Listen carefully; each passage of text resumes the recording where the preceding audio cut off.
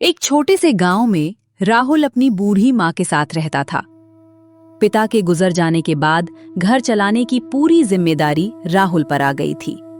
घर में राशन खत्म होने वाला था और कई दिनों से उसे कोई काम नहीं मिला था। राहुल बेटा, घर में बस आज भर का आटा बचा है।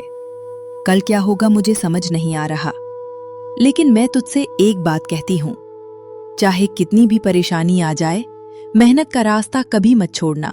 माँ, मैं भी यही चाहता हूँ कि मेहनत करके कमाऊं, लेकिन पूरे गांव में जहां भी जाता हूं सब कहते हैं कि अभी काम नहीं है।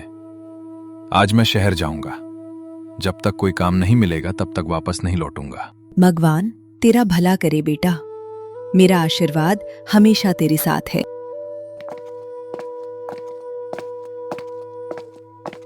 राहुल शहर पहुंचते ही सबसे पहले एक किराने की दुकान पर गया। भैया नमस्ते, मुझे कोई भी काम दे दीजिए। मैं सामान उठाऊंगा, सफाई करूंगा, दुकान खोलूंगा, बंद करूंगा। बस मुझे मेहनत करने का मौका दे दीजिए। बेटा, तेरी बात सुनकर अच्छा लगा, लेकिन सच कहूं तो मेरे यहाँ पहले से ही 2 लड़के काम करते हैं। अगर जगह खाली होती तो सबसे पहले मैं तुझे रिस्पेक्टफुल। कोई बात नहीं भैया, आपने प्यार से बात की, यही मेरे लिए बहुत है। धन्यवाद। राहुल वहां से आगे बढ़ा। थोड़ी दूर एक बड़ा होटल दिखाई दिया। उसने सोचा शायद यहाँ किस्मत बदल जाए। मालिक, मुझे नौकरी चाहिए। मैं सुबह से रात तक काम कर सकता हूँ। बर्तन धो दूंगा, टेबल साफ कर दूंगा, किचन में मदद कर दूंगा। बस मुझे एक मौका दे दीजिए। तुम्हें होटल का काम आता है? नहीं मालिक, लेकिन मैं जल्दी सीख जाता हूँ। आप एक मौका देंगे तो आपको शिकायत का मौका नहीं मिलेगा। मुझे सीखने वाला लड़का नहीं चाहिए, मुझे ऐसा आदमी चाहिए जिसे सब कुछ पहले से आता हो। जाओ, मेरा समय खराब मत करो। ठीक है मालिक, भगवान आपका भला करे। पूरा दिन राहुल एक दुकान से दूसरी दुकान और एक होटल से दूसरे होटल तक घूमता रहा, लेकिन हर जगह से उसे सिर्फ निराशा मिली। थक कर वो सड़क किनारे एक पेड़ के नीचे बैठ गया। हे भगवान, मैं भीख नहीं मांग रहा, सिर्फ मेहनत करने का मौका मांग रहा हूँ। क्या गरीब इंसान को काम मिलना इतना मुश्किल है? अगर आज भी खाली हाथ घर गया तो माँ की आंखों में कैसे देखूंगा? तभी एक बुजुर्ग धीरे धीरे राहुल के पास आए और उसके पास बैठ गए। बेटा, सुबह से तुम्हें देख रहा हूं, हर जगह नौकरी मांग रहे हो। आखिर बात क्या है? बाबा, मेरे पिताजी अब इस दुनिया में नहीं है।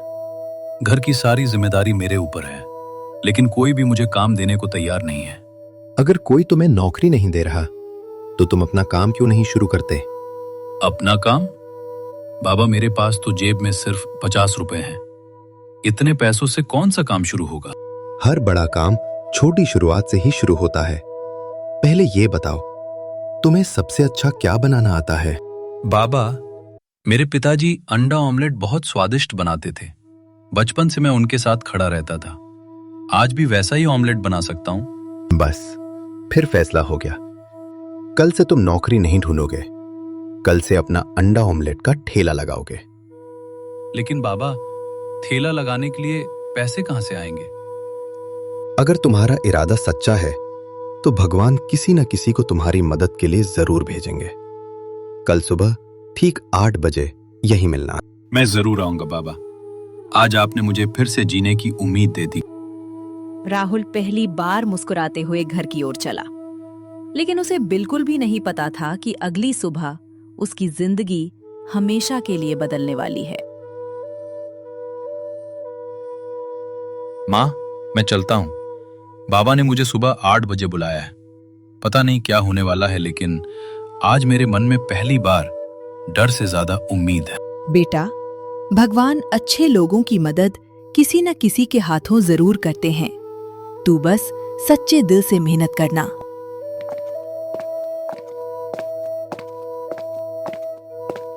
राहुल जल्दी जल्दी उसी पेड़ के पास पहुंचा। दयाल जी पहले से ही उसका इंतजार कर रहे थे। आ गए बेटा, मुझे पता था तुम जरूर आओगे। बाबा, आपने मुझे बुलाया था। मैं पूरी रात यही सोचता रहा कि अब क्या होगा। पहले ये लिफाफा पकड़ो। इसमें क्या है बाबा? इसमें 10,000 रुपए हैं। 10,000 रुपए? बाबा, मैं इतने पैसे नहीं ले सकता। ये दान नहीं है बेटा, ये तुम्हारी मेहनत पर मेरा भरोसा है। जिस दिन तुम सफल हो जाओ उस दिन किसी और गरीब की ऐसे ही मदद कर देना, बस यही कीमत होगी। बाबा, मैं आपकी उम्मीद कभी नहीं तोड़ूंगा।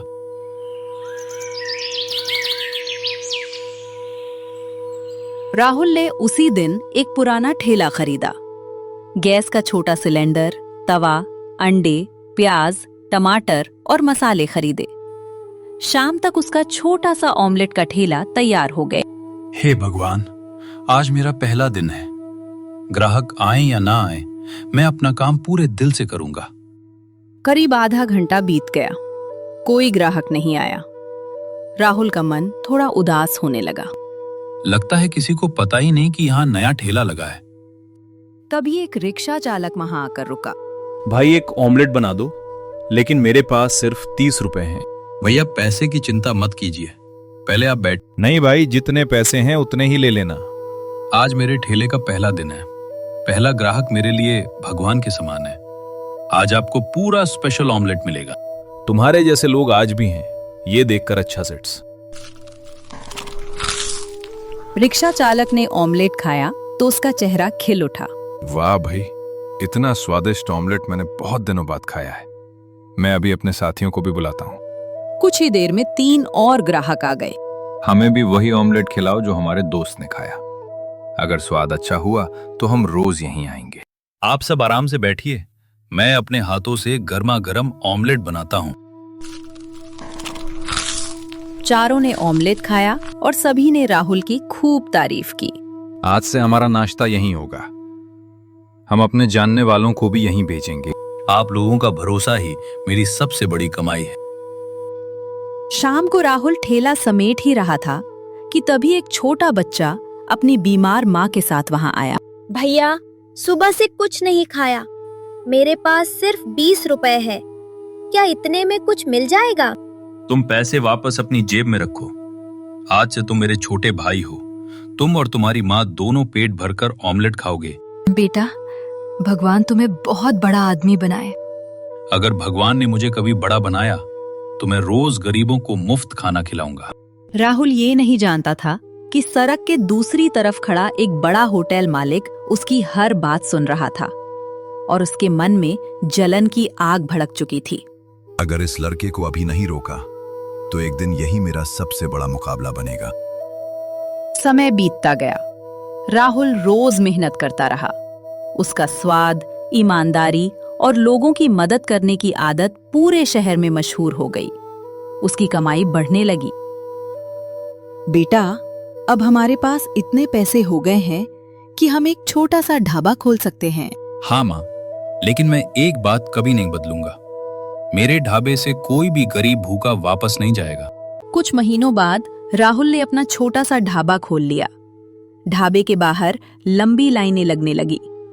जो भी एक बार खाना खाता वो दोबारा जरूर आता। राहुल भाई, आपके जैसा स्वाद और आपके जैसा व्यवहार कहीं नहीं मिलता। आप लोगों का प्यार ही मेरी सबसे बड़ी ताकत है। 2 साल बाद राहुल ने उसी शहर में अपना बड़ा होटल खोल दिया। देखा बेटा, मैंने कहा था ना, मेहनत कभी बेकार नहीं जाती। बाबा, अगर उस दिन आपने मुझे अपना काम शुरू करने की सलाह नहीं दी होती तो शायद मैं आज भी नौकरी ढूंढ रहा होता। एक दिन वही होटल मालिक शर्मिंदा होकर राहुल के पास आया। राहुल, मुझे माफ कर दो। मैं तुम्हारी तरक्की से जलता था, लेकिन आज समझ आया कि इंसान अपनी मेहनत से बड़ा बनता है, किसी को गिरा कर नहीं।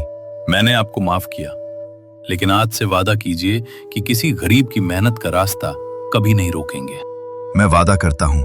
उस दिन के बाद राहुल रोज अपने होटल में जरूरतमंद लोगों को मुफ्त खाना खिलाने लगा। लोग कहते थे, राहुल सिर्फ अच्छा ऑमलेट नहीं बनाता, वो लोगों के दिल भी जीत लेता है। सीख: मेहनत, ईमानदारी और दूसरों की मदद करने वाला इंसान एक दिन जरूर सफल होता है।